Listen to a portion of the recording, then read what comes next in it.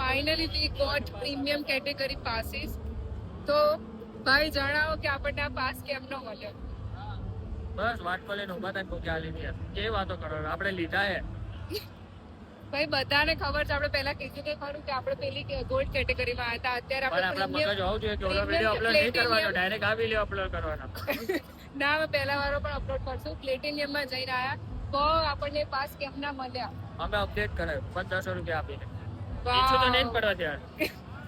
તો હું તમને જણાવીશ સાચી હકીકત કે આ પાસ અમને ફૂડ કોર્ટમાં પણ આ વિડીયો જો ચીલો જોશે તો ભાઈ આપણી પતારી પહેરવી જશે પેલો.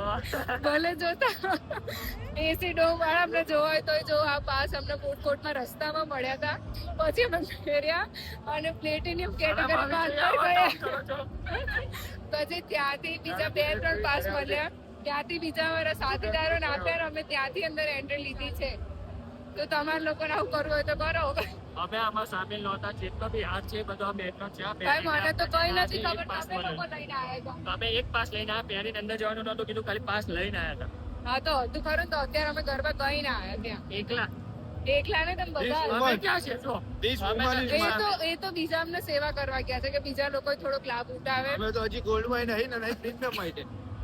અમે મફતિયા. બાપા. અમારા કાકા કોટ કરો, કાકા આપું અ,